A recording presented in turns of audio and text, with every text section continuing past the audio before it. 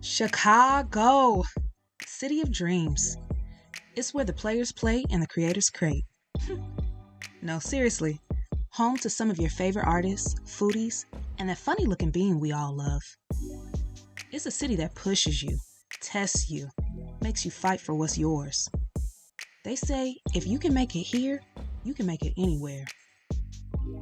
In a city of hustle and flow, the need to heal is woven into the rhythm of Chicago streets. You can't help but to fall in love with it, though. Love in Chicago feels like the sultry sounds of a house shy event on a perfect summer night. I remember dreaming I was Dorothy once, clicking my heels down the yellow brick road of Stony Island, headed towards the city where my life would begin. You had that dream too? Okay, so you thought you'd meet a good one, run off into the sunset, start a family, and soar to the height of your career too? Sometimes dreams are just that. Dreams. Love, like Chicago weather, can be unpredictable, unexpected, and rapidly changing like the seasons. Some of us never make it through, and some of us really never recover. But the city teaches us resilience, don't it? Because we always know the winter gives way to spring, and every spring reminds us that healing is inevitable, just like the return of life after the cold. But see, that's where my story comes in. Can you see it? Can you see yourself on the other side of it all? I'm about my father's business these days, to create a space for healing. But wait, I'm jumping ahead. Let me tell you how we got here. Shout out one of the homies, man. Simone Ash. Welcome to Chicago, a dating saga. You know what I'm saying? She had the internet on fire. Was that earlier this summer? My sister wrote a book, and I honestly think I'm one of the last people to read it. But allow me to explain. You see, because before there was Risa Tisa, there was Simone Ash. Simone Ash. You are a published Amazon author.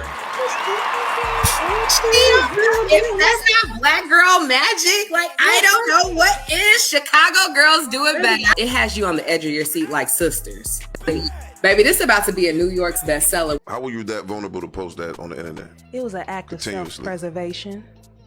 So I'm on the hem of a breakup, moving forward.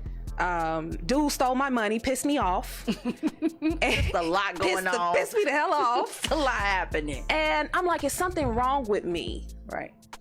Let me get this out, because I kind of have to get this out, because if not, I felt like it could have been the cusp of self-destruction in some kind of way. Yeah, it's like a form of reflection. I just want to talk to myself, and if I'm really getting honest, this is what hurt me. And I was definitely hurt. But God threw me that alley hoop, and I caught it. Purging all those stories with the masses saved me. But there's been so much more work to do. And I needed a mental detox. A step-by-step A to Z, because I could still see all the upcoming roadblocks blocking me. When will I heal? How will you? I think we need a little bit of help. The only recipe to a long-term successful relationship is to never leave. That's the only way you can get 30 my grandmama years, said. to never leave. Yeah. Because we're gonna go through some things, and there's gonna be a lot of things that I say, this is it. This is the non-negotiable. But if I really am in it to be in it forever, like from the beginning, before I meet a man, I'm saying when I commit, I'm just doing this forever. That means I'm signing up and forgiving you before you do any of the bullshit you may come with. Hi! How are you? Okay, y'all, this is a very, very special episode to me. I usually don't announce the episodes in this manner, but it is a very special episode. I have a very special guest with me today on my couch. You all may know her as the psychology expert, a renowned life coach. She developed and co-produced the MTV series Teen Mom Family Reunion, which was nominated as one of the best unscripted reality series there is. You might know her right now just as the viral clips that are going from Cam Newton to Nick Cannon, but she also has a talk show, Truth Talks on Fox Soul. I know her in my head as my big sister, and she don't know that yet. She doesn't know that yet. But I really got into it when I listened, and I listened into the things that she had to say, and an authentic person that she is. She is an author of Mental Detox, and we're going to discuss this really dynamic book that she has authored about 10 years ago. I have to put some respect on her name because when you say it, you got to say doctor. She just walked across the stage to receive her second doctoral degree, Doctor of Psychology and Doctor of Philosophy. So I just want to welcome to my couch, Dr. Cheyenne Bryant. Honey, and you know your stuff. Oh my. I mean, it's so much to know, and actually. You just said it so flow. I said, is she talking about me? Yes. God. It's so much, Doc. Thank you for having me. Thank you for reaching out and just saying, look, we got to have this conversation. Yeah. We got to change lives. We got to connect or reconnect mental health, psychology with spirituality and God. Yeah. I love when you said that. You said people are separating it. Yeah. And there is no separation, right? Because mental health is God. And living a great quality life is God. And I don't want to go too deep too soon, but the Bible says think only on these things that are good, prosperous, praiseworthy. Yes. That's mental health right there in a principle. Is. Oh my gosh. Thinking on those things is mental health. Your 3-part house, how you think, how you feel, how you behave, when that's aligned, you are in alignment with your mental health. Absolutely. When it's not, you are in depression, you are in anxiety, you are in borderline personality, you are out of your mental health. And so there's principles in the Bible that tell you what to do so you won't have to sacrifice or demise your mind. And then this is what to me is most powerful. We serve the Lord with our mind. Oh so if our mind ain't right, that means we're not in alignment with serving him. Yeah. Because you can't serve him and be in a mental health crisis. Absolutely. It don't work like that. It doesn't work like that. Oh my gosh, we have so much to talk about. Yes. We have so much to talk about because I feel that it's been so responsible of you to push this back to mainstream media where it's been lost. And you've done that, and you've done that over the last decade, right? Yeah. You've done that over the last decade, and we are going to get into the book. But I think it's so responsible, and I'm so eager to just jump into this conversation with you, and I know we're going to get into the deep stuff.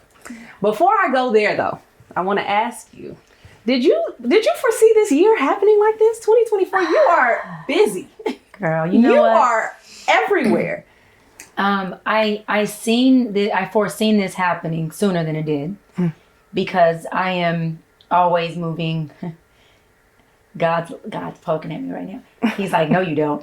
So I'm always moving faster than God. And God said, no, you're not. That's your problem. Right. Because he's on time and I'm always trying to be ahead of time, which interestingly makes me always being late because I'm trying to manage time. And so my external world of showing up late to things is really the spiritual world of God saying, my time, my time.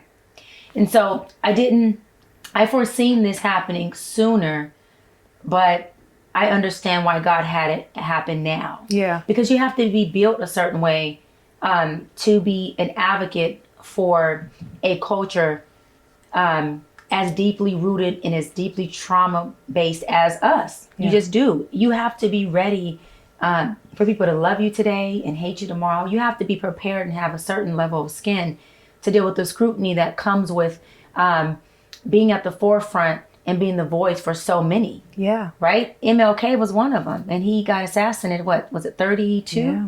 In his 30s? Yeah. Jesus Christ was another one. And he got crucified to the cross. Okay, say it again. Okay? Because he was a voice for us sinners. And when you're a voice and in the forefront, you carry your cross. You got to teach other people to carry theirs. And then you have to prepare for the day of crucifixion. How did you prepare for that? How do you prepare for that? Having I call, for me, it's my circle of wealth. People, for them, it's money. My circle of wealth are my relationships, my family, my nucleus, my ecosystem, right? My brother, Shane, my mom, my best friend, Gina, Lola, my team. These people keep me grounded. Before coming here, I landed in the airport, and I think I told you, my team DM'd me, texted me and said, Doc, do not go online and read anything besides going on your page and posting. And I said, why? They said, because there is a blog going viral about some defamation about you that's not true. Wow. Now, we don't want that to affect your interview here. Wow. With you, with Andrea. And so I said, okay, But can you send me the link? Can you send me the link? See? They were said, trying to Doc, see? No. They had you covered. When you have a team like that, and the other thing is, when you're vertical in who you are, it don't matter who hates you today or love you tomorrow. As long as you love yourself, then you stand on that. Yeah. You stand on that. And so, and I also know this. I'm not here to be liked. I'm here to do a job. I have a purpose. And so I'm here to interrupt the dysfunctional pathology. I'm here to interrupt a dysfunctional intergenerational, what people call generational curses, but it's just a pathology that continuously goes on. So I'm here to interrupt. And as an interrupter, I'm dismantling things. And as things are dismantled, they start to fall. And people look to me at the beginning as, what are you doing? Yeah. You're here, you're good trouble. Yeah, you're good trouble. You're setting the truth. Yeah. I'm trying to free you. Yeah. But people like to be in the captive that they've known.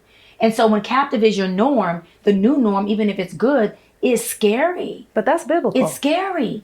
Come on. Biblical. I mean, and when you say that captive, the Israelites, they tried to go back, right? I'm just saying. It's biblical. So you can foresee it coming because they was asking Moses, bro. Yeah. Where are you taking us? Yeah, we want the steak that we were just eating. Because we're normal, because they feeding us. Yeah. But we in captive. And why are you taking us the long route? Yeah. We don't want to go. Then they get to the Red Sea and they like, oh, bro, you done brought us out of captive to get to a Red Sea. The Egyptians finna kill us. Moses said, let me tell you something. He had that warm baby. He said, let me tell you something. And you just have to press towards the mark. And I tell everybody, one thing for sure, the Red Sea split. Yeah, absolutely. So go on your journey. It splits. And when you get across, you walk across on what? Dry land. Why? So that when you get across and God closes it back up, one, the dry land means you're not leaving any footprints. So when you get on the other side, you also don't have any residue from your past. Ooh. And when he closes it up, it's so you can't look back and go back. Because if you go back, what happens? You demise. Just like the woman who turned us off. Just because she took a glimpse backwards. Yeah. When we going forward. Absolutely. Then he put him in the wilderness for how long? 40 years. 40 years. Why? He said, because when I got there, you weren't grateful. Yeah, they weren't ready. You still didn't understand that I was the God that been saving you today, yesterday, and tomorrow. I don't change. You do. Yeah. So guess what? I'll go on and give you what you need to survive here, the wilderness. Manna and water. You got abundance of it. There you go. So how does one get to this? I gotta say this lastly. He still took them to the promised land after 40 years. Because no request returns void. Absolutely. God will always keep his promise. So I don't care if you're in the wilderness right now. I don't care if you in a niche you don't even know what it's called. Your job is to be anxious for nothing and make your request be known to God. Because no request returns void. None. He gonna keep his promise. He said he will continue a thing that he has placed in you into the day of completion. It ain't completed if it ain't done. It ain't completed. It ain't completed till it ain't done. Oh my goodness. It's not. I have two things to just piggyback off of that. And I want to save the second one for the I just have to save the second one for because maybe I won't save it. I just have to tell you. Part of the reason I reached out to you, you're on this couch, right? You are on our good brother, Latarius Whitfield's I love Dear Latarius. Future Wifey podcast. I'll be seeing him in Dallas for our speaking event. He's on the speaking pad. I love Latarius. That is my boy. I love the podcast. I love it. He's amazing. And mainly because for me, it's important for me to listen to men that actually still desire these things. I just think and he's experienced. He's been married. Yeah. He failed at marriage. He openly says he failed at marriage. He openly says why. Yeah. And he's now ready for his wife. Absolutely. In a different space as a God-seeking man. But I saw you on that podcast, right? Part of the reason why you're here. I saw you on that podcast. And you were telling the story of your mom, right? You were opening up. You're letting people know, hey, this is what my mom went through while I was growing up and such, right? And today she's the VP of my company and she lives in my house and she still makes me breakfast. And you looked at the camera. Right, just like you did there. You looked at the camera and you said, let me tell you about God. God said that he will restore the time and the cankerworm and the locust. And I said, I'm going to tell you what happened because you weren't forceful with it. But I'm going to tell you what happened. I was in a car and I was listening to it. And involuntarily, my body did this, like this, right? And I felt like, I said, oh my gosh. I said, this is not just someone who's great psychologically, she's great spiritually. And it didn't take forcefulness of the word. It was just God's truth. And I felt like God's truth spoken to an arrested soul resuscitates it. And so you said that, and I involuntarily did this. And I knew why, because you were actually speaking to something that it didn't belong here. And I had this concept of, especially every time I've made choices and they've gone left and I've been in kind of a dark place and, I've had to crawl that way out and God's like, come on out, come back out. I get out of that and I have this moment where the fog is cleared and I'm like, how much time have I lost?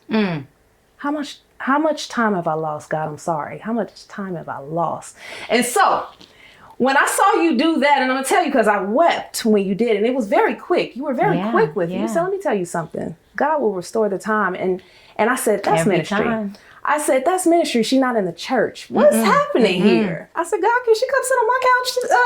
Can she come sit on my couch? You said, make the request known. Can she come? And here we are.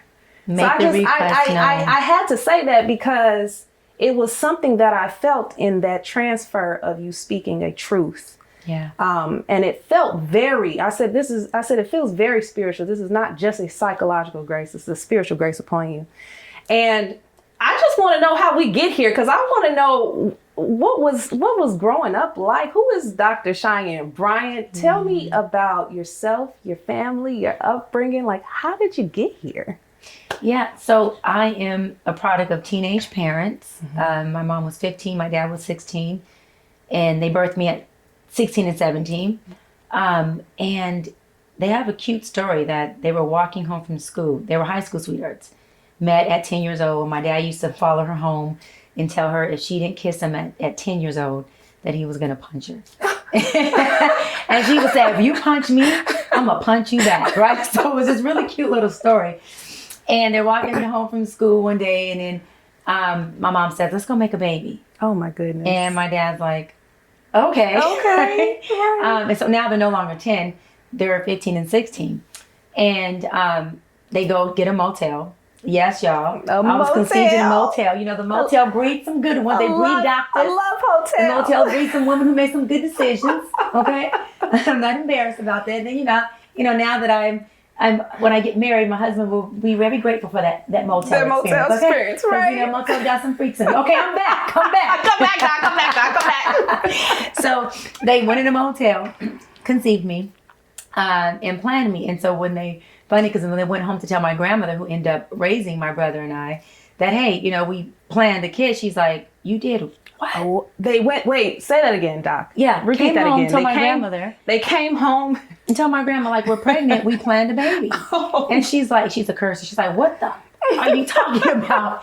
Like, who's going to raise this child? Who's going to raise the baby? You're 16. You don't just go plan a baby. Who comes home at 16? Girl. I love your parents, actually. I'm just saying. But my mom keeps it. They stay together. And then I'm born, and my grandmother said, sure enough, y'all planned her, but forgot you couldn't raise her at 16. Yeah. And so I was blessed enough, my brother and I, Shane, to have my grandparents, Mariah and Bailey, raise us.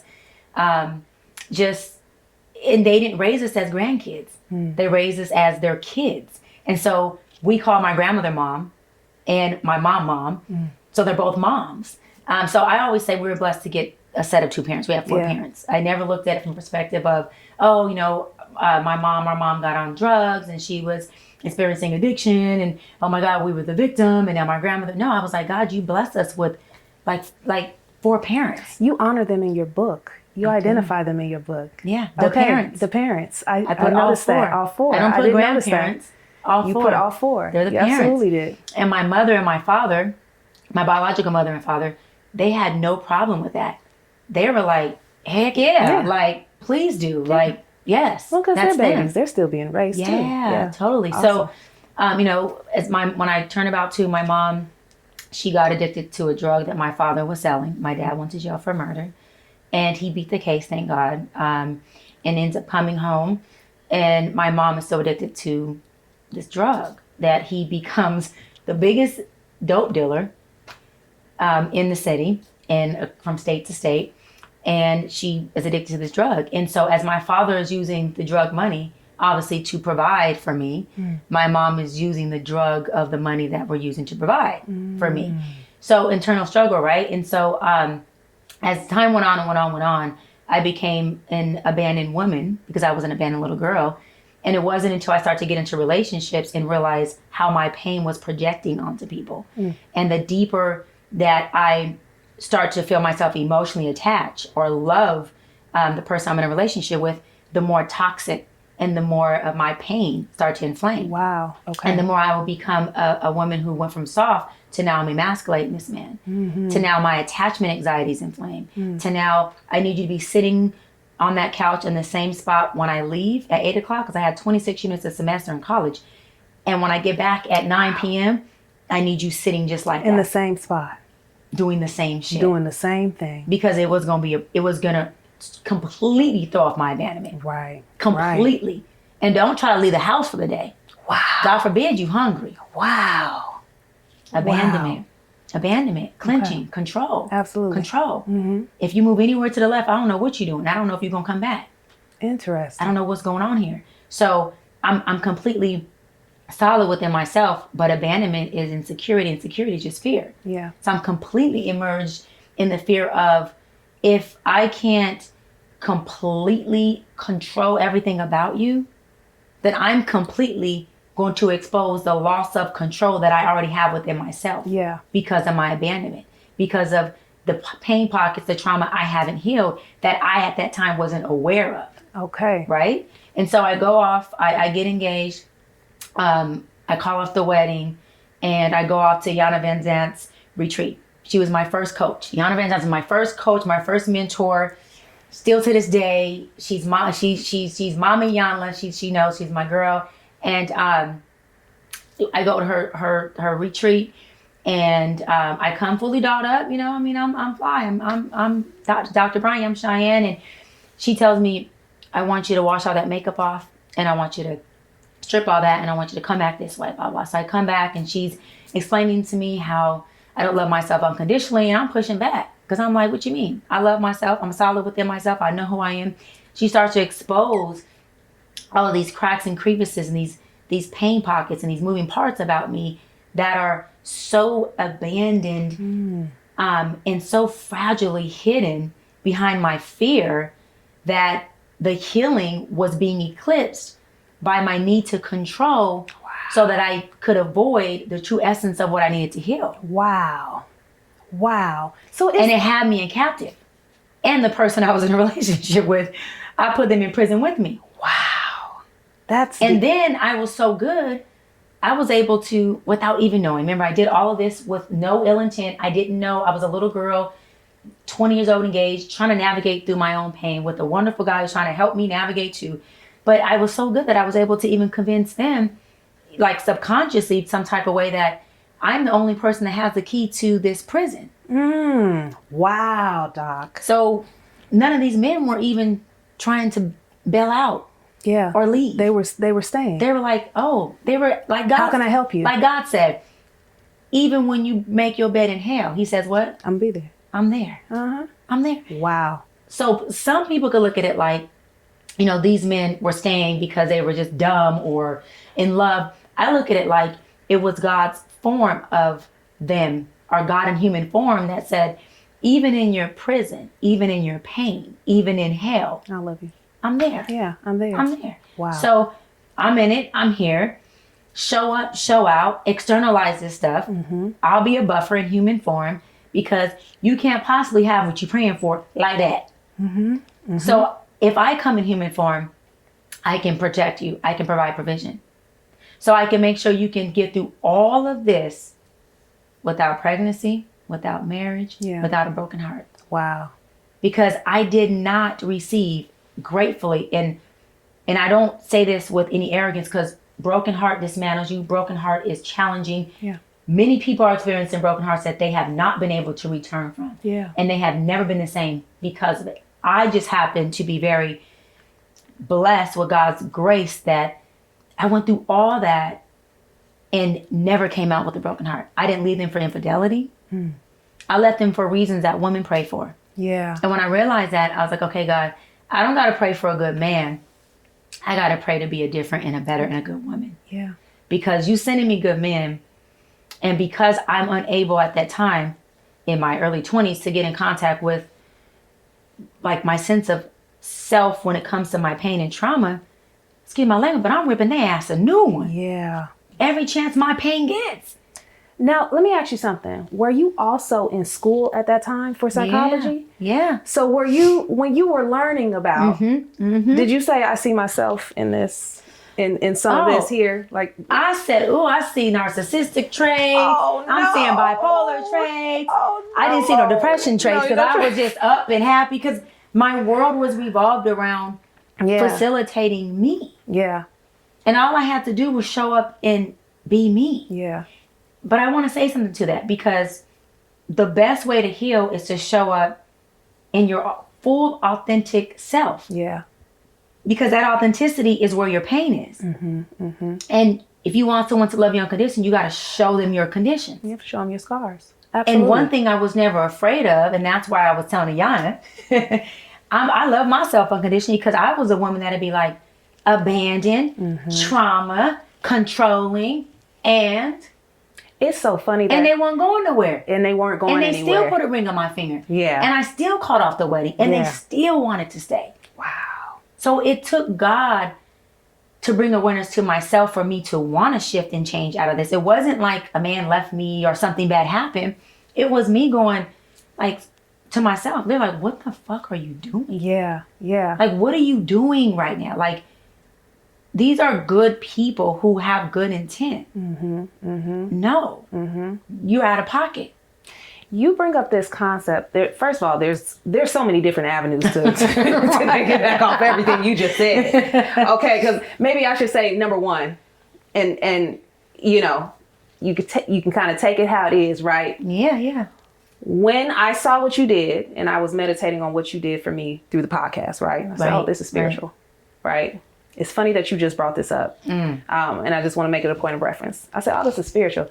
And I was meditating on it. And I was walking the trails. I said, what she just did reminds me of Dr. Iyanla Vanzant. And I said, wow. I said, they do something, it's something different, but it feel like they're connected to the same source. Yep. I said it on the trail.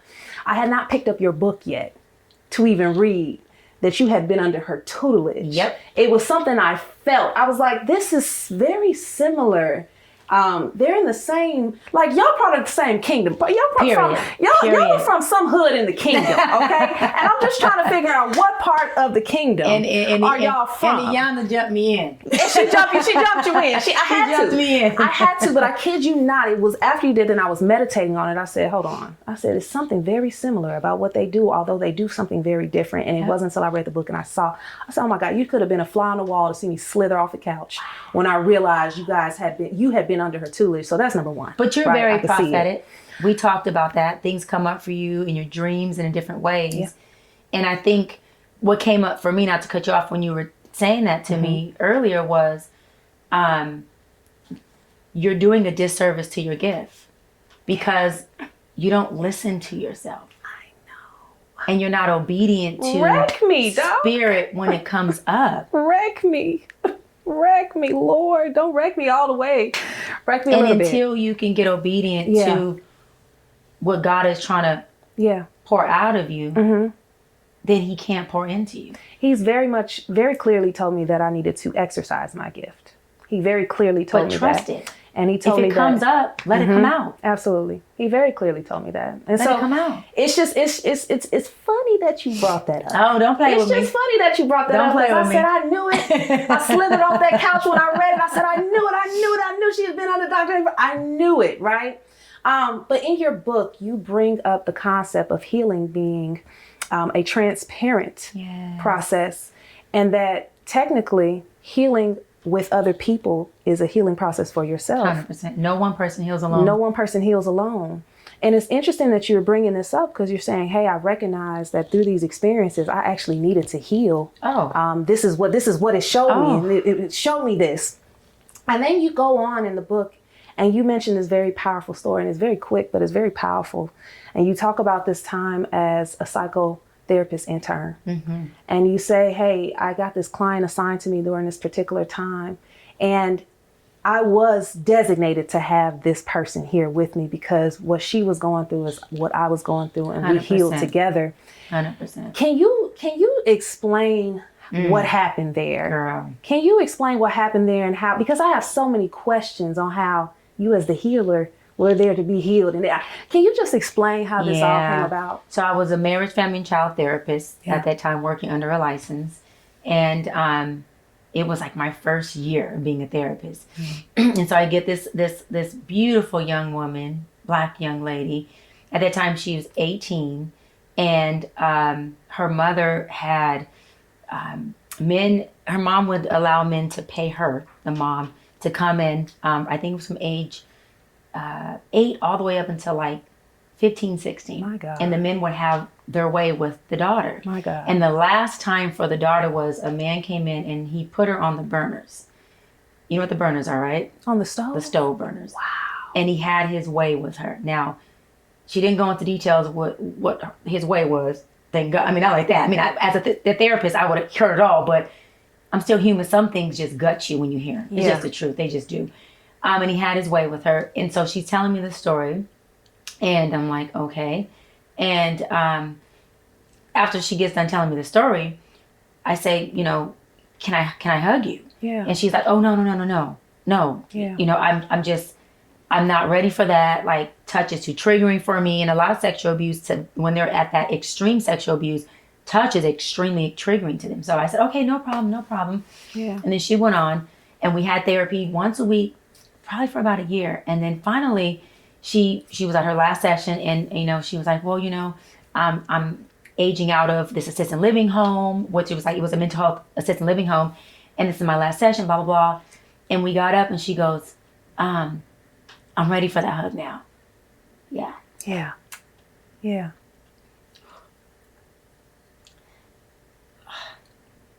It's so powerful. Yeah. Yeah.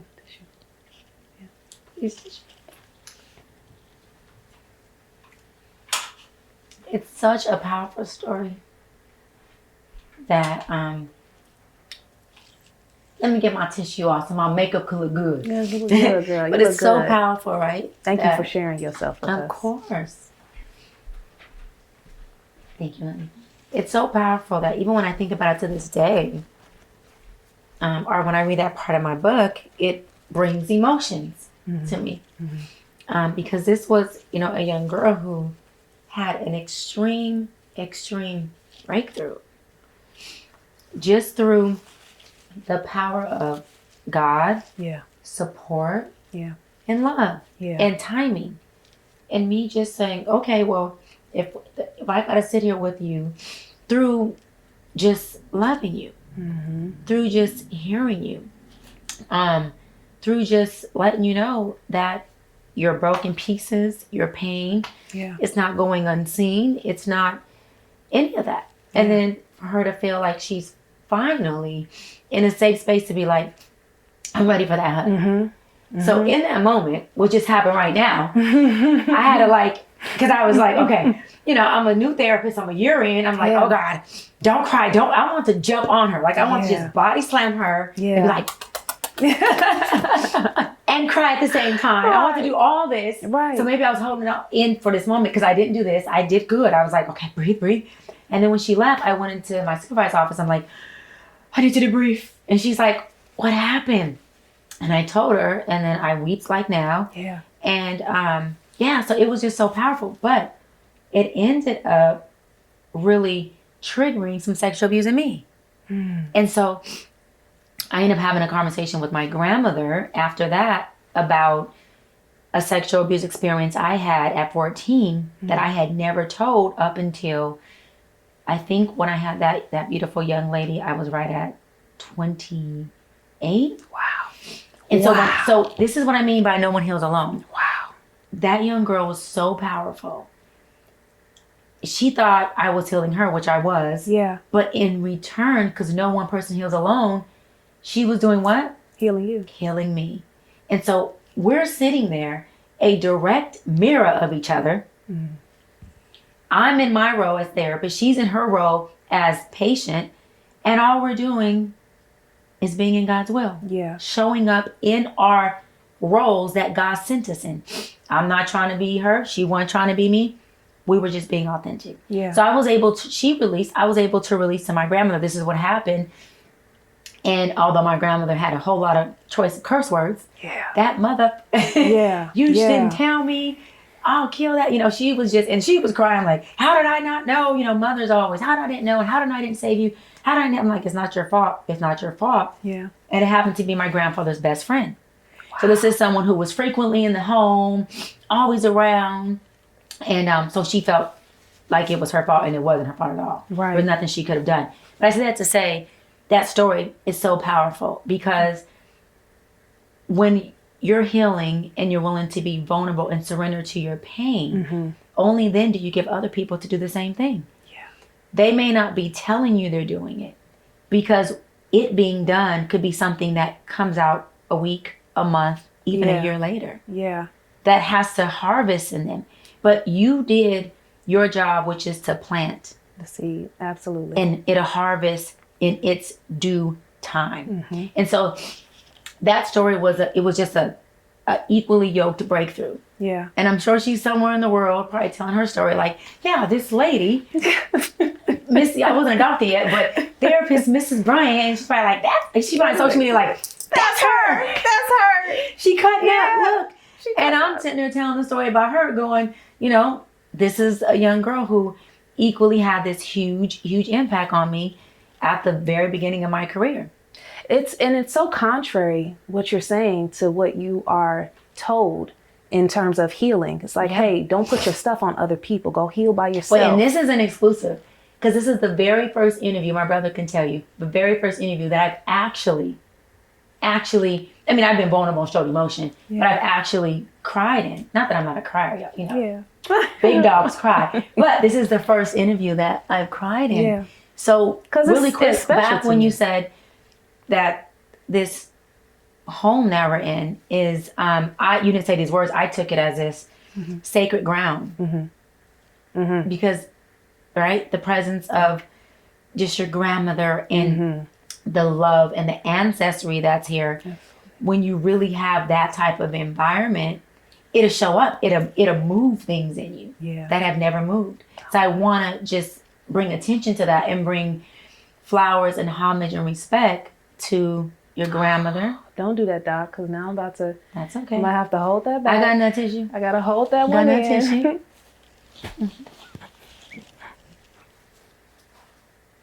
Stay there.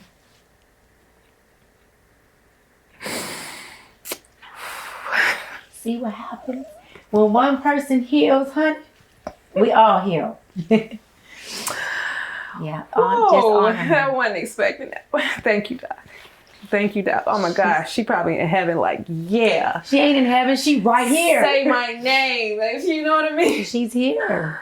Wow. That woman upstairs. My mom. That's my rock. That's my ride or die, right?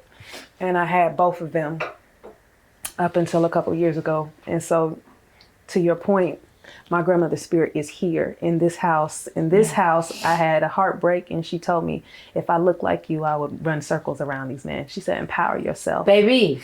She said, empower yourself.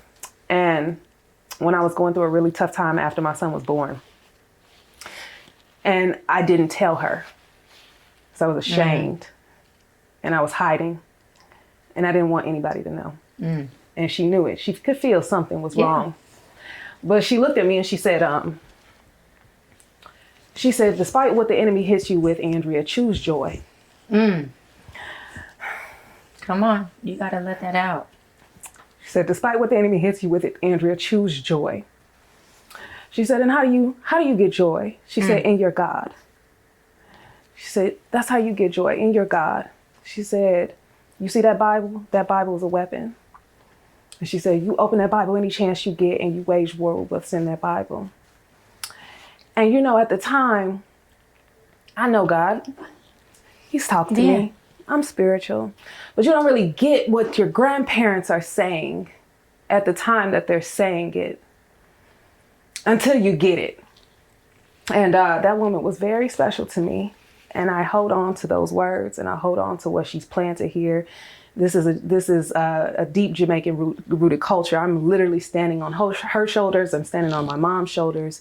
You know, they're not even from this country. You know what I'm saying? And so thank you for honoring her. Thank you for being in this space with me. I didn't expect that.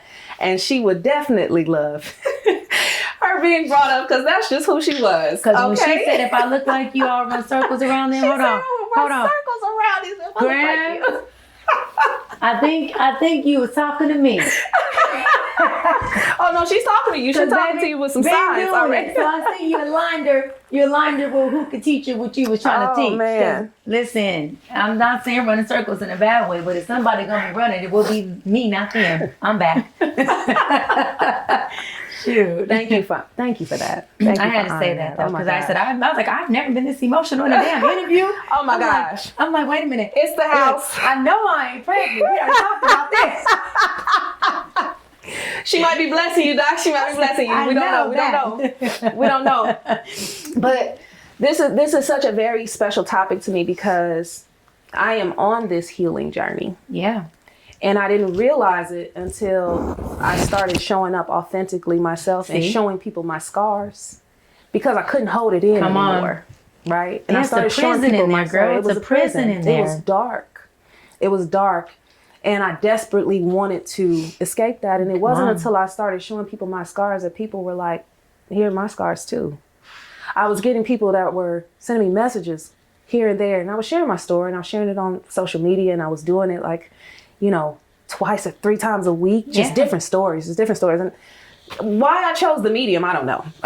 But it wasn't until I started showing people my scars that people were like, I'm going through that too. And they just wanted to talk.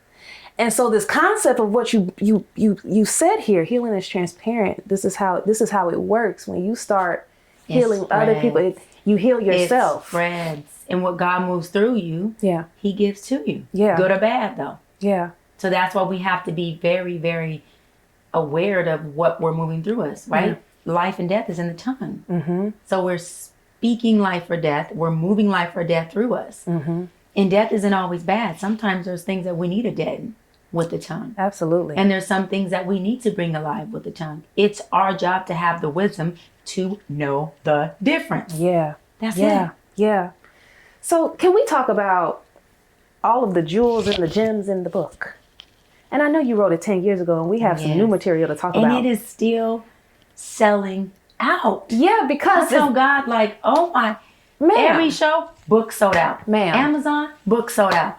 I said, God, but we got another book. He said, and until another book get here, we're going to sell this one out. Ma'am. Your will. It's some things in the book that we got to talk about. We have to talk about. And you drop a lot of gems towards healing in the book, right? And it's something for everybody to catch, depending on where you are in your journey. It's something for everybody to catch, but you really give keys and tools. This is not just a self-help book. Oh, let me read about Dr. Bryant's journey. You're really talking about the practice behind it. And I wanna talk about that too, because those keys and philosophies was part of the reason I actually connected and said, oh my gosh, I gotta talk to her now. Like I have to. And so in the book, you have some keys, right? You talk about guided imagery. Mm-hmm. You talk about neuroplasticity. Yep. You talk about, I want to deep dive in some of these areas. Oh, you went deep. I know, because I needed to I love this. I have to. But even most people who read the book or bring up the book in reference, they're not going as deep as you went from neuroplasticity and how it moves with your thoughts and changes with the. Yes. Because the people, we have to know, because you're just a little genius. I see why Grams is hard on you. She was hard. They were strict. You got it all. You tripping. I'm gonna tell you right now. You got it all. You talk about prayer, and I'm gonna get into that too, because it is. Oh my gosh! And I'll tell you how God had been talking to me through your book and through other books. But I think it's so important to bridge the gap between mental health, spirituality, and why. So when you started talking about guided imagery and retraining the brain, and you started talking about neuroplasticity and the fact that your neurons and synapses, they can be retrained, they can be regenerated. And the concept of the fact that if you decided that in one day you could make change. who's saying this? I need to know. And I think the people have to know, how do we do this? How do we get there? Why is this important? Yes, you just said it. It's reprogramming. It's reprogramming. Your neurons are neuroplasticity, meaning they're malleable. Yeah. So whatever you did to fire them off or to create a norm in them, you can unlearn and recreate to what you wanted to be. The Bible said, let's tie mental health to scripture. The Bible says, call a thing that isn't as though it is. Mm-hmm. That's just reprogramming. Yeah. That's reprogramming how I see an image. Do I see an image as the victim, or do I see an image as a victor? Yeah. And which one will I have it to be? Yeah. If I see it as a victim, then that means the victim in me is choosing to see that. Yeah. That tells me through a self-inventory that there's still some victimization in my aura, in my neuroplasticity, that I have to rewire. Because as a victim, what will I attract more of? Circumstance to prove to me that I'm the victim. Because listen, you're right about everything. You're all, this why I don't need to argue with nobody. Because I'm right and you are too. I'm only trying to get you to buy into what I want to, because I have to be a fool. Because if I believe it, the play is gonna get ran. Yeah. If I believe that this thing is gonna be that thing, then it will be that thing. Because all I gotta do is experience it as something different.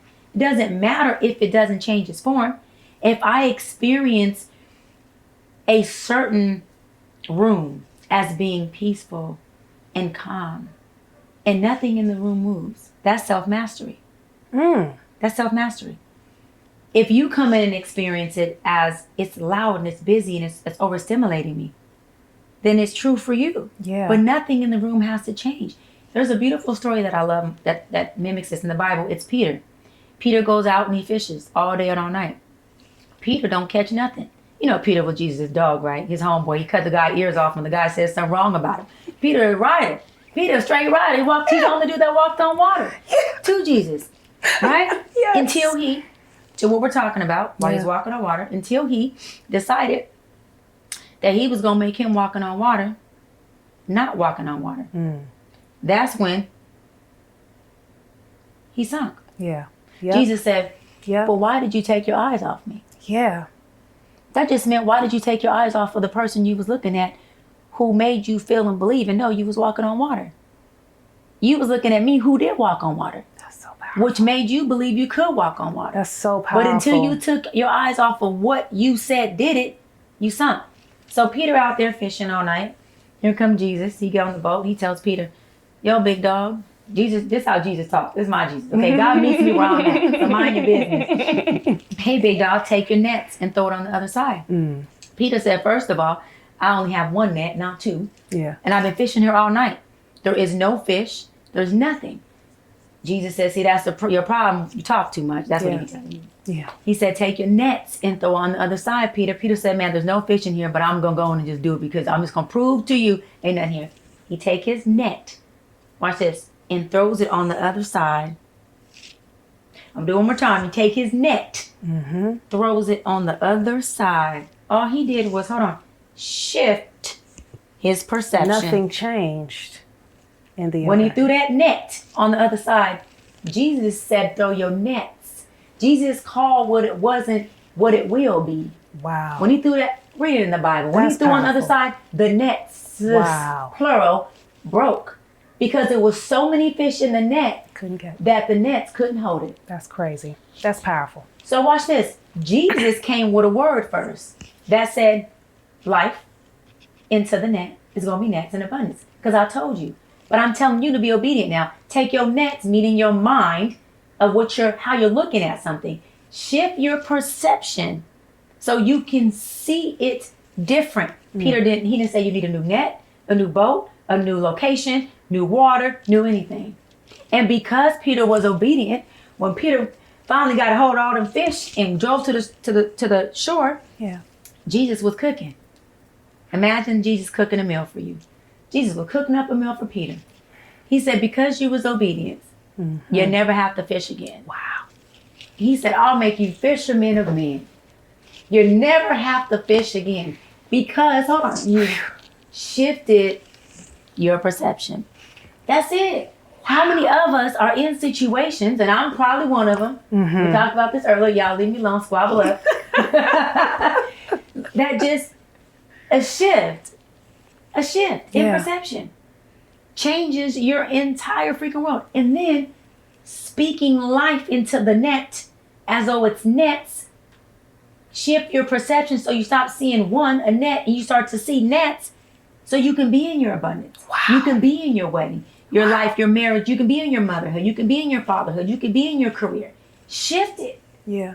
But instead, everybody's trying to do Ozempic, 10 years of therapy, church every Sunday, Bible study every Wednesday, miserable, dark, and still on antidepressants. It ain't working, bruh. Yeah. It ain't working. You need to shift your perception because you can do all that and still see the same thing and still speak the same thing over your circumstance and still be in the same circumstance. Wow. So to your point, it's about calling a thing as though it isn't. Yeah. So when you're reprogramming your mind, you have to be willing to shift your perception, see it differently. First, get an inventory of what am I trying to see? Yeah. What do I want to see? Yeah. And then start to try to see that at what you want to see in people and circumstance and everywhere you go. So you're shifting the way you see it. Because you'll never change people. We're not Jesus. We don't change water to wine. Right. At all. Right. Water's water, wine is wine. That's it. Yeah. So we have to be able to say, okay, this is what it is. Is it in alignment with what I want? Let me pivot. And let me start to see what I want to see. That is so powerful. In everything and everywhere I go. I see abundance in everywhere I go. I see more money pouring into my life than I can ever spend everywhere I go. Wow. I tell money, you chase me, you love me, you always are spending on me, you beat me to the register, you never let me pay for anything, you spoil me rotten, you take me on vacation. Like, money, I can't get rid of you. Yeah. Like, I literally, oh my God, money, you're like a pest. You're just on me everywhere I go. These are my affirmations. I need that. No. Teach the people, Doc. You got to do it. I was renewing my rental car 3 days ago. God is my witness. I'm minding my business. I had no makeup on. My hair was in a bird's nest somewhere on the side. This is not no joke.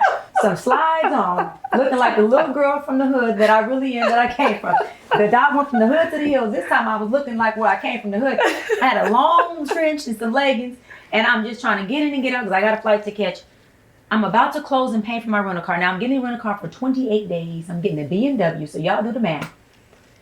A man comes, I guess he was getting his own rental car over, and he says, and he gets close in proximity, he says, excuse me, I'd just like to tell you thank you because you saved my life when I was going through my divorce. Wow. So I turned all the way to give him my full attention because I want to support him in this. I'm like, oh my God, like, thank you so much. Like, I love your work. I'm like, thank you. He goes, let me pay for your rent card. Wow. I said, absolutely not. Because I'm thinking, bro, it ain't for 3, 4, 5 days. It's 28 days. And I'm at a luxury car place. Absolutely not. He's like, Doc, please, you saved my life. Wow. Wow. Please, at least I can do. Wow. So I'm saying, no. Then I tell the guy, okay, well, if you can give him the discount, the good deal, then yes. If not, something in me, God said, shut up and let him do say thank you. Say thank you. And I'm like, so the guy got his card out, his ID, puts it down, and I'm like, okay, this guy is not about to take no for an answer. Yeah. So I say, you know what? I'm gonna let a man be a man. Yeah. Thank you. Thank you. Thank you. I thank him for you. Then the man says, unfortunately, the rate's gonna be higher because if he pays, we gotta do a new reservation. The man says, sir, what I said was, whatever you gotta do to get her in whatever car she wants, for however long she wants it or needs it, do it now. She has a flight to catch to get her out of here. Wow. Wow.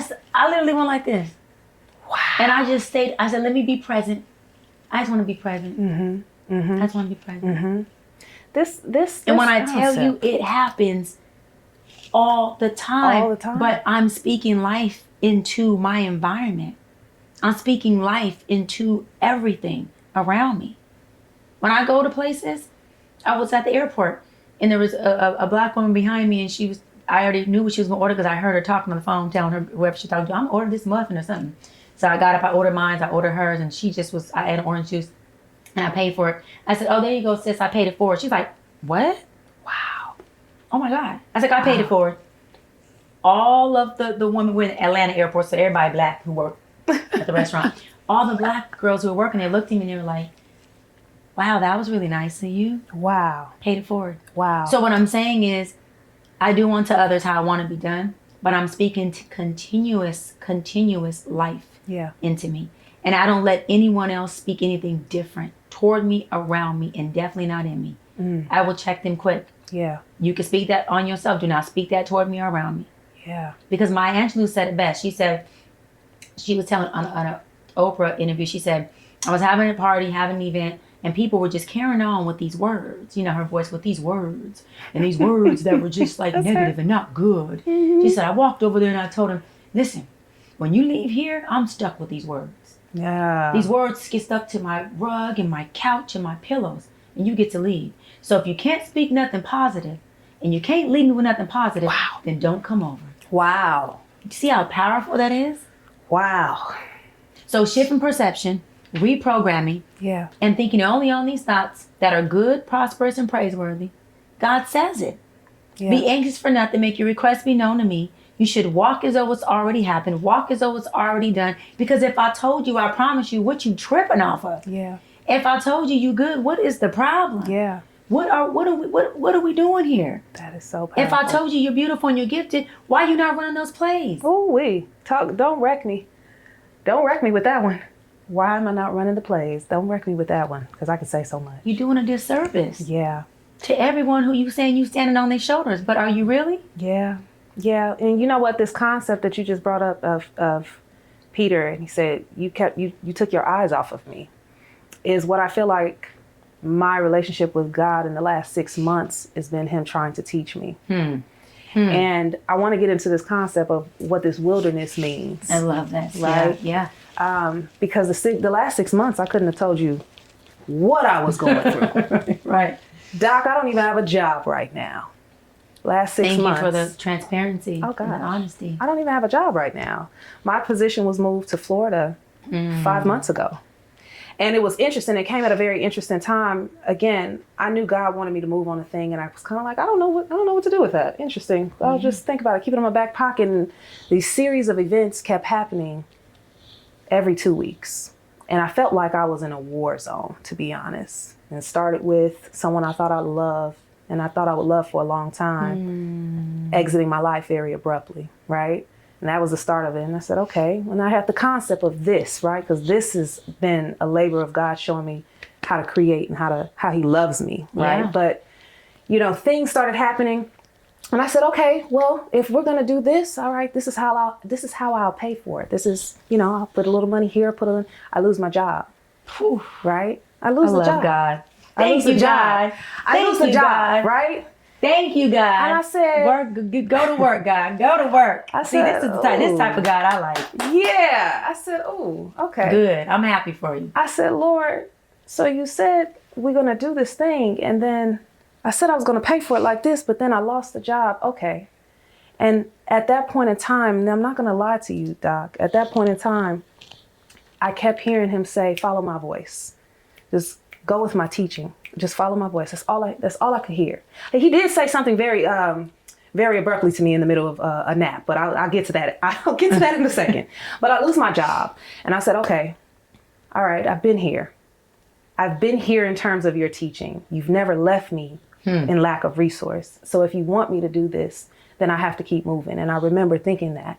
So I kept moving and I kept calling. I called the videographer and I called and I said, hey, I got this thing that I want to do. And I said, all right, God, because if you guided me to it, you're going to provide.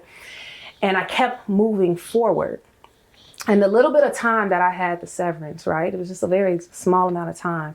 I had more money coming into me during that time than I had made during the regular position. Why? Because of everything that was due to me.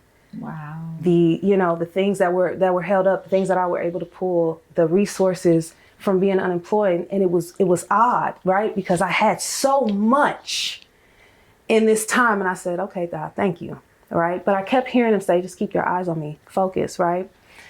My family at that time, I was learning that my family was afflicted and they were going through some things. And it was, oh my gosh, gosh, at every corner, it was like, yeah, it was a blow. It was a blow. It was a blow. Yeah. It kept saying, just follow my teachings. The next thing I know, I'm affected in my body. Wow. Right? I have lab results out of nowhere that shows your liver is possibly damaged. Wow. And I said, God. Oh my gosh. I said, oh my God. I said, well, I know you to be a healer. And so I went in my prayer shower one night and I just cried. I said, because I was affected. It was hard. I got a 7-year-old. Yeah. I have a 6-year-old at this time, but I Yeah. have a 7-year-old. I said, rest in my body. As I kept moving forward, come back, rest in my body. And I had to go do the ultrasound and had to go do more lab results. And I just kept moving. And I was like, if you want me to do this, then we're going to do it. You just got to keep moving. And I prayed and I said, come rest in my body. And what's interesting is that this was something, not the same situation, but a few years back, I had a situation with my kidneys where it looked like it was on a decline. Oh my God. And I remember asking God then, come rest in my body. And I remember the doc saying, you have chronic kidney disease, stage 2. Whoa. And I said, don't put that on the paper. I said, no, don't put that on the paper. Don't call that what that is. I'll be back. What is it that I need to show you here? And I remember asking God then, come into my body. Yeah. Living a healthy lifestyle. And I was on the decline for about 14 months. When I went back to the doctor after that, my lab results went up. I said, they did what? She said, they went up. I said, of course they did. I said, do I have stage 2 chronic kidney disease? She said, no. Thank you, Lord. So I remember the time, and I got these lab results and I said, we've been here before. I need you to come rest in my body. And I go to the ultrasound and I go back and I'm vexed because I am feeling symptomatic, right? I go back and I said, okay, what's going on? They say, you're perfect. Nothing's wrong. That actually looks like it was a misprint. Thank you, Lord. And so I'm saying all this to say is that there's just been a series of things, to your point, this idea of keeping your eyes on him in the middle of all this stuff. In the middle of and what? I felt like, would you call it a storm? This war. War. I felt like I was in the middle of you a remember storm the storm and a war. And everybody on the boat was tripping. Yeah. Let me ask you this, where was Jesus? Oh, he was napping. Jesus, wasn't he napping? Wasn't he asleep? That Negro went to sleep. Wasn't he asleep? That Negro, yes, Jesus is a Negro. Okay, he looks like me. He was asleep. But I'm gonna say this. That's funny because that's just like a black man. Sleep in the storm. Oh my goodness. But that's to show you. He said, keep your eyes on me. Girl. And I heard it. I heard it. And I could say, and you know, I started saying, all right, I'm gonna get my body together. All right, we're working out, God. You want me to keep doing this thing? I'm gonna do this thing. And the resources are just coming. I'm walking one step at a time and the resources are just flying to me. And I said, okay, I'm gonna keep my eyes on you. And then a freak accident happened. I severed a tendon in my foot. I'm working out now. I'm getting my body together. But this is like every 2 weeks, Doc. This is the last 6 months of my life. And he told me, I know you can't walk anymore. You can't go work it out here. I need you to sit here with me. He said, I know you can't walk anymore. I need to show you how to soar.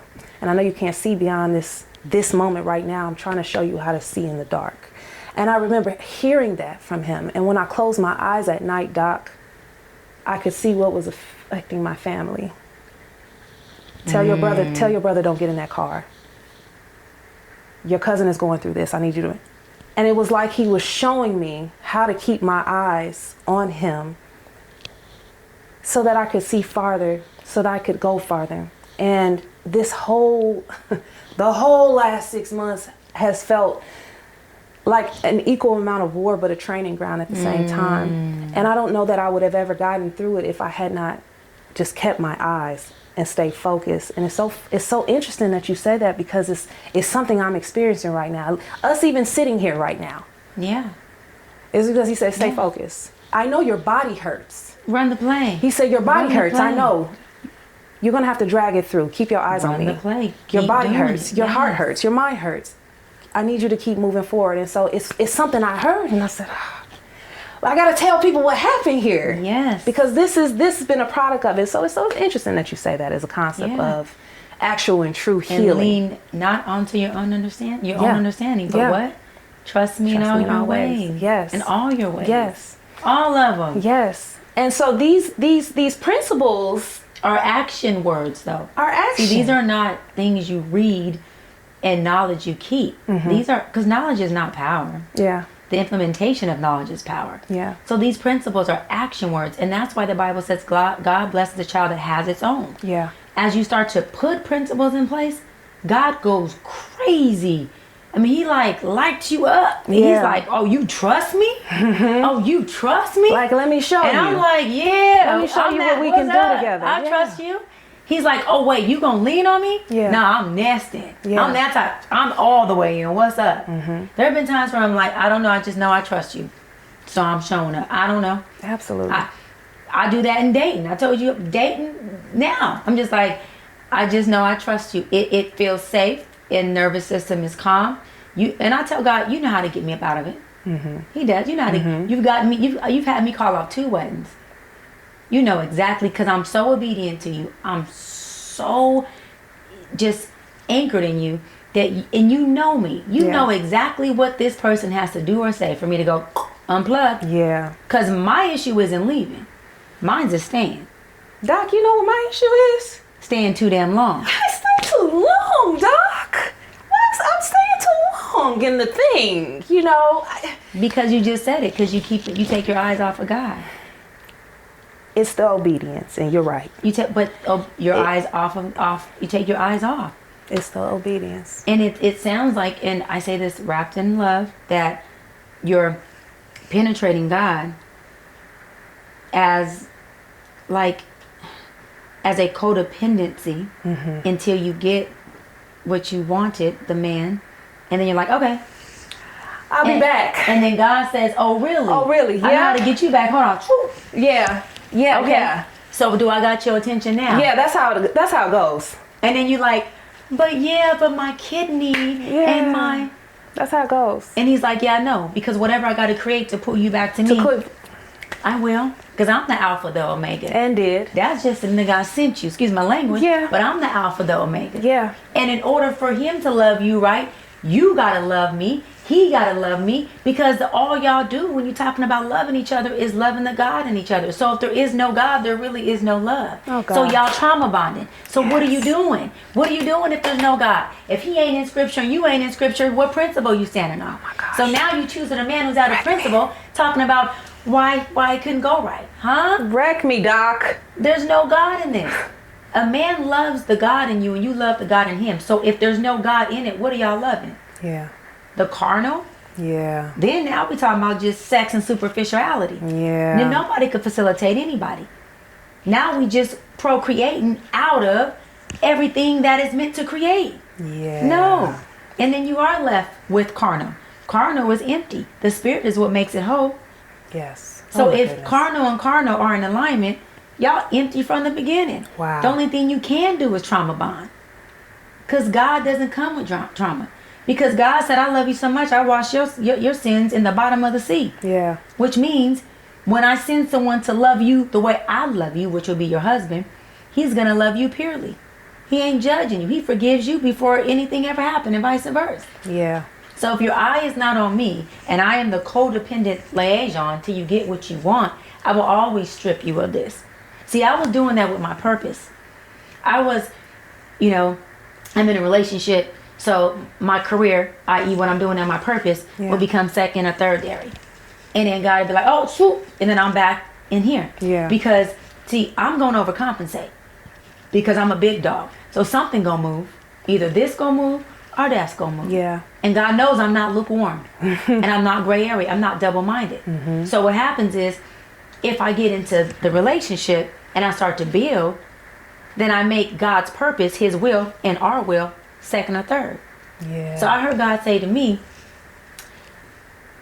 your purpose for being here is what you're doing now. Yeah. Your accessory and gift from me for doing what I sent you to do is that husband and kids. Wow. So you can't have that without that. Without that. So what you gonna do? Yeah. Yeah. I said, well, I guess I'm gonna run all the plays over here. Yeah. And keep this in the forefront, which is I'll stay locked in. I'll stay locked in. Because I know that I do want that. Yeah. But if you're telling me I got to do this to have that, because being a wife and a mom means that much to me, but being your will means more, then I'll just have to do the two. My thing was learn the balance of what I'm telling you. How do I stay locked in with God primarily, but also have my husband and kids? But you see how I separated this? God said it because it has to be a man who's equally locked into me. So it's never split, because you can't serve two gods. So you can't serve your husband as a God and serve me as God. Can't be an idolatry. But watch this. If you and your husband are serving God, he also understands there's one big dog. Yeah. There's one God. Yeah. So there's never no competition. And you do too. Yeah. So we serve in one God while God serves and covers us. Wow. Just wreck me, Doc. And that's why I had no problem with waiting. Because I'm not going to be like Sarah. I joke when like my friend would say, you need Jesus. I said, I need Jesus and Moses and Abraham, but don't you bring in Sarah. Don't bring Because Sarah. she made bad decisions. She did. Because she didn't want to wait. So, say it again? Because she didn't want to wait. Okay. See, the wait felt long. It felt. And so she took her eyes off of what? God's promise. She did. And said, go on and get the maid pregnant. Yeah. Get the maid pregnant? Yeah. No, but God said, he said. That's what he said. This is what he said. Yes, he said it. Until completion. He said it. As soon as the maid got pregnant, God said, okay, smarty pants. Yeah. Now you pregnant. And then she said, lady gotta go. Abraham was such a G. He said, pack up. My wife said, go ahead and head out. But Abraham never did nothing wrong. Yeah. And this is also why, and a lot of women, unpopular opinion, I don't care. The Bible also talks about why a man should not hearken on to his wife's voice. Because of the bad decisions that he ends up in. Talk to him, Doc. Straight Whoa. up. Whoa. Google that scripture. Yeah, okay. Okay. Because he's the head. Okay. So as a head, he's supposed to be able to oversee things. Mm-hmm. She the neck. She helps him rest. Okay. He holds him up. Gotcha. But he got to lead her to a place that makes sense, which is God's promised land. But he hearkened on to Sarah's voice, got the maid pregnant. Then she said, chick, got to leave. He said, well, you got to go. Hearken on her voice twice. Then God caught her in the desert, the maid, and said, you don't know who you're pregnant with. Right. Go back. She Go said, back. no, I ain't going back. They don't want me there. He said, she was pregnant with a king. You don't know who you're pregnant with. Go back. Yeah. Now, let me say this. We hold the egg. The man holds the sperm. It was his sperm that fertilized the maid's egg. Yeah. His sperm was the king that fertilized the egg. Yeah. That sperm was the king supposed to fertilize Sarah's egg. She let the maid have her blessing because she couldn't wait. Wow. Girl, please. Oh, wow.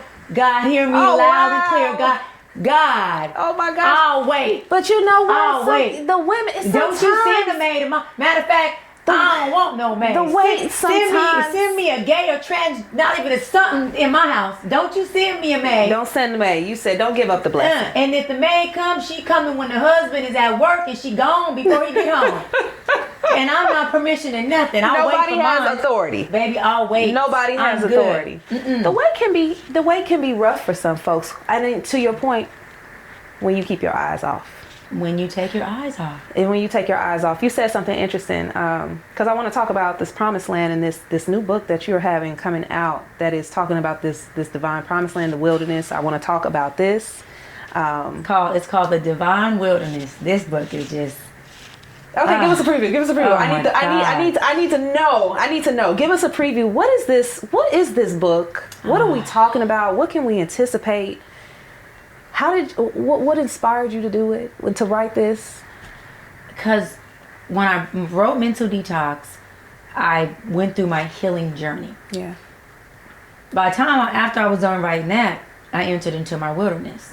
I went into the wilderness, meaning me still having my eyes on God, but wilderness meaning this is wild and I'm in an unfamiliar territory. I feel like I have to be equipped differently to survive here. And I'm used to thriving in my life. And for the first time, I felt like I'm surviving here. Okay. And it's unknown. I don't like it here. Nothing I want is here. You're not talking to me, God. You're not listening to me. You're not answering my prayers. You're not spoiling me like you do. You're not. This is how I felt. And it got to the point where I got mad at God. And which is so real. So real. I got mad at God. Real. Straight up. I in a was real mad. relationship. I'm like, where are you? Yeah. Yeah. And why you ain't here? You're not talking loud like you usually do. You're not showing up like you usually do. Yeah. And I'm confused. And he's like, be still. And I'm like, I don't want to be still. I want movement. I want answers. And he's like, but you're not finna get that. And I'm like, but I want it. And he's like, but it ain't your will. Yeah. Yeah. And I'm like, this is not cool. So me being in this wilderness, which was my extreme transformation for what I prayed for. I prayed to be a better woman. Be careful what you pray for. I prayed to be a good wife because I've always attracted amazing men who were husbands, wanted to marry me, were clear on it. And again, I was leaving men for things women prayed for. Yeah. But I knew I didn't want to be with them. So I didn't want to do a disadvantage to them and me and stay. Because I'm not a woman who's going to use you. Not for money, not even for emotional facilitation. I don't want that. Yeah. So I'm telling God, I don't like where I'm at. And I was just in this space of no answers. I was in this space of no one to be codependent with. No one to feed my attachment anxiety. And so I had to sit in all of me. Yeah. Wow. And through sitting in all of me, I figured out that I had attachment anxiety. I figured out what my abandonment looked like. I figured out what pain pockets were there. I figured out sense of self. I figured out how do I deal and rewire my attachment anxiety. How does it affect me? Why am I in prison? So through all of what looked like isolation was really solitude for me, I figured out what God was trying to get me to see. He was trying to get me to go from codependency to interdependency because the husband I was praying for, the career I was praying for, the type of mother I wanted to be, it took me to be who I am now. Wow. Not who I was. And in order for me to break that, I have to control you because my abandonment's inflamed. Yeah. But while I'm controlling you, I'm in freaking prison. Because I'm in prison trying to make sure that I can be the warden and keep you in where you at. But it's really keeping me where I'm at, which is in prison. Right. And so we both behind bars looking at each other. Wow. And I'm willing to be behind bars just so I can make sure you're behind bars. Because if you move, I'm inflamed. Yeah. Yeah. And if you leave, God forbid you leave me, now my abandonment is really going crazy. Oh my goodness. Right? And so I would set up things for people to just prove to me and reassure me they weren't going nowhere. Wow. Which just kept the toxicity and the dysfunction in a pathology. Wow. My God. Which is really abuse. Yeah. That I didn't even know I was doing. Wow. So when I'm telling God, I don't want to be in prison. I don't want no one to be in prison. I want to be in a relationship and not be in anxiety. And I want to be able to be free and bring freedom and be freedom and all these things. He said, okay, well then I need to rip you from everything you codependent on. Wow. Everything that's facilitating and nurturing and enabling your abandonment. My God. Because ain't nobody leaving you. So watch this, I'm God. I will. Wow. Because ain't nobody gonna leave you. Because you're gorgeous and you're this and you're that and you're a doctor and you got all these things going. So yeah, everybody wrapped around your finger, but watch this. Wow. I'll strip them and I'll leave you. Because he knows how to teach you. I'll leave you right there. He knows how to teach you. Yeah, I won't forsake you, but I'll be far enough to where you... Right. Right. And he's like, right there. So that is what was going on in the wilderness. Time. Wow. And then when everything shifted, and what happened was I started to just literally, I'm not exaggerating, watch Bishop Jakes. My brother can vouch for this. Bishop Jakes all day. And listen, y'all, I promise, I would watch Bishop Jakes sometimes for 8 to 10 hours a day. Oh my goodness. I would have him on play in my house nonstop. To when people come over, they'd be like, Shy, like you just all day? Wow. I was seeking. I would go in my car and I'll put on music, and through my Bluetooth, Bishop Jakes. Mm-hmm. Bishop Jakes. Yeah. I was watching stuff from 15 years ago, 20 years ago, 5 years ago. Yeah. And it was just the word. Yeah. The word. The word. Yeah. That neuroplasticity you're talking about? Yeah. The reprogramming? Yeah. God was reprogramming. And he was teaching me how to depend on two people, myself and him. And when he says I'm closer than your breath, that means you and him are one. One. Wow. So as I aligned with me, I aligned with God. And then he said, now you're ready to be vertical and really stand on your square. Okay. Now you're ready to be a wife. Now you're ready for the man you prayed for. Now the man you want, when he says he's going on a business trip or he needs time away from you for solitude, you can respect it, not be inspecting it. Yeah. you can let him have that and not let him have it because he needs it. Wow. You can be solid in your God and not be solid in him. Because if he's solid in God, I ain't got to trust him. I got to trust his answer to God. My brother Jeremy, who is amazing, he's married to my sister-in-law, Kishana, I don't know, since they've been 14, and they 33 or 4 with 5 of my beautiful nieces and nephews. He said to me, I told Kishana, my wife, you ain't never, as long as I'm in the Word, as long as you see me still in God's Word, you never got to worry about me cheating on you. He said, because this ain't about you. Yeah. It's about me cheating on me. Yeah. And me cheating on God. The moment you see me pull away from the Word, then you ask me what's going on. Interesting. Then you ask me what's going on with me as a man. Interesting. He said, but until then, you ain't never got to question me. Interesting. Ever. And I had one other guy say that to me who is pursuing me now for marriage. He said the same thing. He said, I said, oh, so, you know, you felt being married that infidelity wouldn't be an issue. He said, let me explain something to you. Me being so in tune and tied into God is what will anchor me to never cheat on you. Wow. Because with all love and due respect, he said, it's bigger than you. Yeah. There's an accountability. It's bigger. I have a bigger high being to answer to. Yes. Than just you. And as a man, I got to look at myself from the principles that I'm in alignment with and figure out where I had a character deficit at. Wow. But see, that's a husband speaking. Mm-hmm. Mm-hmm. Not if you sleep with me 5 times a day, then I won't cheat. But if you would wear lingerie to bed at night, then you wouldn't have this problem. What'd you say? No. Say it again. You got a problem. Yeah. I don't have a problem. Yeah. Yeah. Absolutely. Absolutely. Wow. Because a man who spoke those, if I'm tied to God, you ain't got to worry about me cheating. And I wear lingerie to bed, okay? Mm-hmm. But that's the same man that I could wear leggings and in a sports bra to sleep in. Absolutely. And it's not a problem. Absolutely. At all. Those are the keys.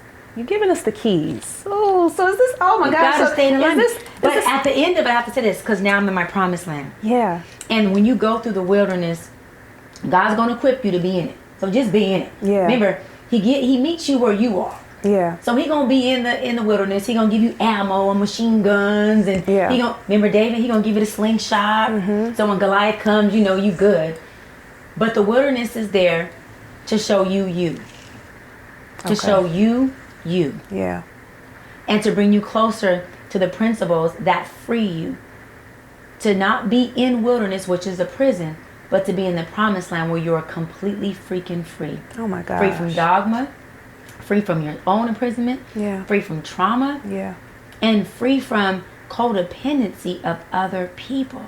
Yeah. And when you're there, you not only are you free, but you free everyone around you, and your relationships become so freaking healthy. Yeah. Your emotional intelligence is through the roof. And there's really only one person you have to worry about trusting, that's you. Yeah.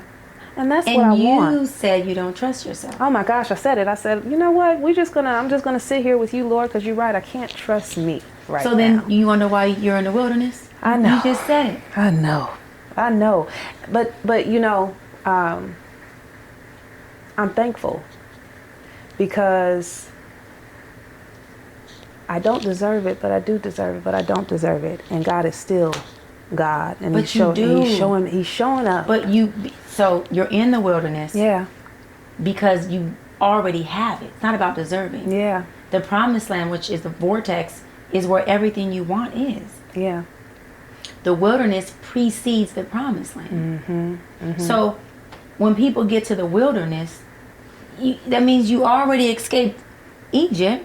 Yeah. You already went on your Moses journey. The Red Sea opened up. Bro, you are you're one stage before the promised land. Whew. Talk to me, Doc, because So the wilderness is where you surrender. And that's where I'm at. I'm in a surrender state. And where you learn how to be joyful in that, because it also says if you can be ruler over few. Yeah. I'll make you ruler over many. Yeah. Right? If you can have gratitude over this wilderness, then I know then you're ready for the promised land. And the wilderness is just, my ways are not your ways, my thoughts are not your thoughts. Right. Can you know that? Can you be okay with that? And can you be okay with that? Because the promised land is when it don't look like what you want it to look like. And now I'm talking to myself. But it feels right from a God's perspective. Can you still go on that date? Until God tells you it's wrong. Can you still have grace for men who have kids? Even though you say you don't want to date them? Can you still find value in them? Maybe your man with no kids can't come until you can find value in men who do have them. Wow. Doc. Maybe that value will be the value to your husband with no kids. Yeah. So maybe why I send you men with kids is so you can, hold on, Peter, shift your perception. Wow. So you don't go into your marriage with any toxic residue. Yeah. That this marriage don't even deserve. This is so good. This is so good. Shifting perception. Shifting perception. That's why I show up for the call. Yes. Absolutely. And not for what I want. Absolutely. I show up for the call. I said, if that's what you want me to do, I don't feel in my spirit you saying no. I'm here. Yeah. But you know what I asked for. He said, but you know I'm going to give you what's best, right? Well, let's run the play. Book the flight. Yeah. I'm there. What's up?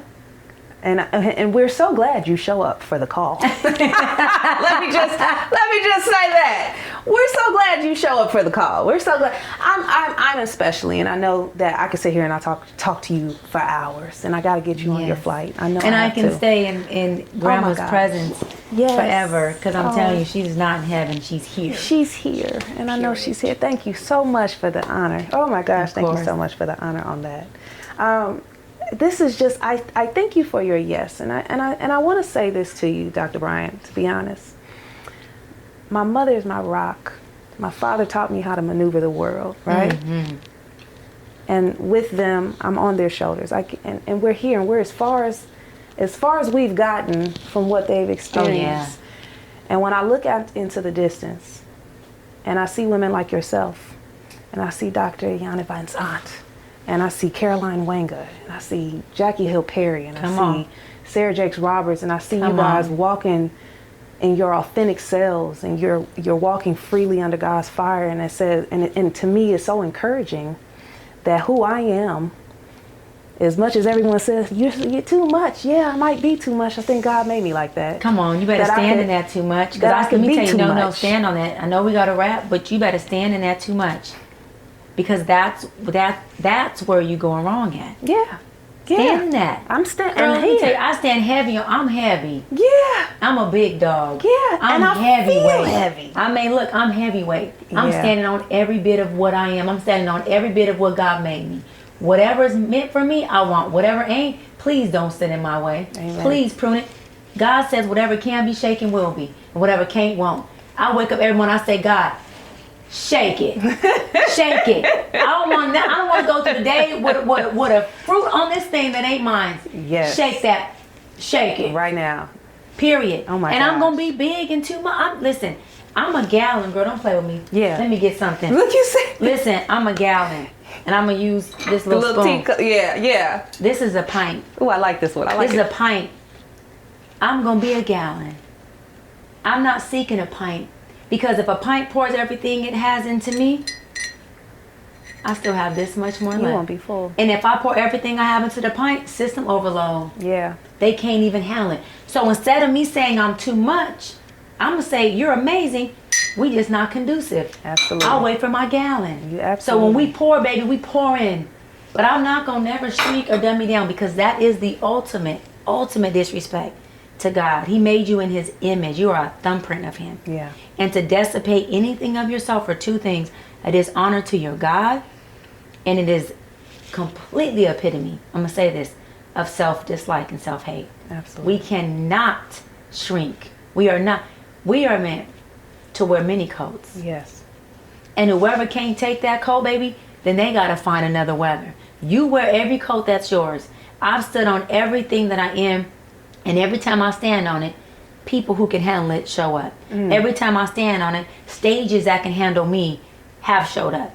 Every time I stand on it, relationships and teams that could facilitate me show up. Absolutely. So don't shrink yourself for anybody, because whatever is supposed to be yours can only show up, watch this, when you stand on your square, when you stand in your power. Nothing can attach to you when you're in a different form, because you're meant to be this. Yeah. So if you go anywhere from this, whatever's meant to penetrate that will just wait outside until it won't download. I receive. Does that make sense? It won't download. I receive. So if you're not going to be as big as you are, then you don't get your download. So don't gaslight God. No. Because you shrinking. I receive it. I receive it. I receive it. Can I just receive it for You a better second? be in it. Can I just receive it for a second? But that's why I'm so grateful for women like yourself. I'm not sure. I'm looking in the distance and I say, you guys encourage me to show up as big as I feel. Yeah. And locking eyes with God, I feel enormous. I feel like I'm in an open heaven. Like you know there's how nothing. big your God is? I know. I feel enormous. We'll be here a whole nother segment. I know, it's a whole nother segment You in know this, and I how gotta big have your you God back. is? I have to have you back because we have more to say. Yeah. We have more to say. Be in the bigness of your God. Yeah. You're that image of him. Yeah. And that's the image he needs people to see. Amen. And that's why, again, when people go, they love me one day and hate me the other day, I can give a, listen, we can curse on this, give a fuck about who likes me, who don't. Yeah. I got one person to serve. He's omnipresent. You ain't. You human. I got one purpose. That's God's. It's my will. You don't have to like it, but I'm here to do a job, and it's working. I'm shifting the whole culture. I'm interrupting intergenerational pathologies, dysfunctions, toxicities, and not only am I teaching it, I'm living by it. And if that's too big for somebody, baby, listen, if you got to dislike me to get a gem, if you got to dislike me to get a blessing, please dislike me more. Yeah. Because whatever it takes, I just want you to get what's yours. I can care less. I don't live in dogma. And matter of fact, God, if it pisses them off more, but it drives your message, make me bigger. Okay. Make me bigger. Okay. Okay, I'll take it. I can hold the weight. Wow. Make it bigger. Wow. And have her stand in her shit. Amen. Period. Let me receive that. I receive it. I Yeah. receive it. And I thank you. Yes. I thank you. I thank you for that. I thank you for that encouragement. I thank you for being here in my presence, Thank you for the energy making my it space. so spiritually, like I said, just I thank you right? for that. I really appreciate it. And I look forward to your new book coming out 2025, The Divine Wilderness. I can't wait to read it because I just know the keys and the principles on there. Everybody has to pick that one up. I know they have to. If you didn't read this one, which was a decade old, I know you have to pick up this one. But is there anything before we wrap up that we should be looking for from you for 2025? My new talk show, True Talks, will be 2025. Absolutely. We have a Dr. Bryant show on the Talks. Don't tell anyone, okay? My book, we have actually Mental Detox Extension will be revamped and coming out in the summer 2025. Then we have The Divine Wilderness coming out in the winter of 2025. Working on a series.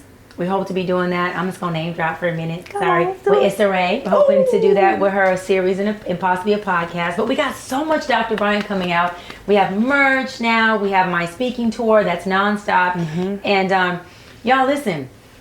If your neck is hurt now because you chose to be against and not join the movement, listen, get ready because I'm keeping my foot on the neck and I'm gassing it. Keep the foot on the neck, I'm gassing it. I'm gassing it. Just keep the foot on the neck. That's all we asking you to do. But I'll make sure, it's in some Jimmy Choo's, a little bit, cute little Giuseppe or something. Teach the people them. Teach the people. But I do want to say, too, I want to say to people out there, like, honestly, whatever you're doing, do more of it. And remember that if you're in the bank to see the teller, in line at the bank to see the teller, as long as you don't move, you'll be next. Yeah. So the idea is to not get weary in well-doing. And you have to depend on yourself to be your rubric of what well-doing is. Because if you let the world tell you what it is, you're not built for that next level. Because next level really brings new devils. And you've got to get used to, when you're in a leadership role, especially being a messenger of God, being very similar to Jesus. People talked about him. They even crucified him. And you will have many crucifixions.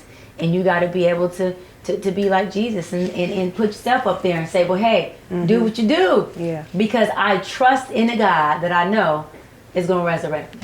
And then I'm going to come back and have a party and turn water to wine, baby. Right? And forget my homeboy Peter who dunks on the door when the disciples is having a party. And the disciples said, Peter can't come in here because he denied you. Jesus said, hold on. That's my dog. That's my dog. Yeah. He got enough equity up in here. Yeah. Let him in. Yeah. And at the end of the day, you end up with a disciple party where you and your road dog Peter end up on good terms and everybody's in the promised land. Oh my goodness. And that's where Doc is. And so that's the goal, is that I get everybody to get to that place. And it's not going to be easy. And I know I'm going to be disliked in the midst of doing it. But my intention is good and it's wrapped in love. So. And it is well, and it is good. We thank you. Thank you for having me. I love you. Thank you. You are so wonderful. Thank you so much. Thanks for sharing some tears with me. Oh my gosh. That was you good. didn't have me just about to wail with Marjorie Well, Morgan. you know what? Lord. Friends who cry together, pray together, and stay together. We done cried, prayed. Now you gotta stay with me, Doc. Now you can't get rid of me. Divorce is not an option. Listen, now you can't get rid of me. We're here. Thank you so much. Oh my gosh, you. what an amazing You're conversation. going to change lives with this. I can't wait for people to see what you've done. This has been one life-changing conversation. But there you have it, straight from the doctor's mouth. Healing is a journey we can't walk alone. It's a process of using our words, speaking life into what isn't yet as though it is, meditating on the good, and being anxious for nothing. I thank her for her time. I think I'm ready now. I think it's time to share what I've learned. Welcome to the Healing Social. Dedicated to the matriarchs in my life, my girls, Mavis Eunice Watson, in loving memory of Marjorie Faye Morgan, and in loving memory of my late aunt, Ava Roney Watson. Because I've been reading Choose Joy. You choose joy in spite of what the enemy tried to hit you with, Andrea. You choose that you're going to have joy. And how you get joy? In your God. You every chance you get, you're going on your word. You use that word and say, is that Bible? That's the only weapon we have to fight Satan, because he use our mind, the enemy of the mind. He puts some stuff in your mind, already not happen. He make you come in like Satan happen. Okay? Me know that, me can tell you that. And anytime you get ready want to talk to me, you can talk to me without me being judgmental or critical. Mavis Eunice Watson, I love you, girl. You once told me you were nobody, but that's just not true. You've birthed generations of somebodies, and you mean everything to everybody. I love you, and it's dedicated to you.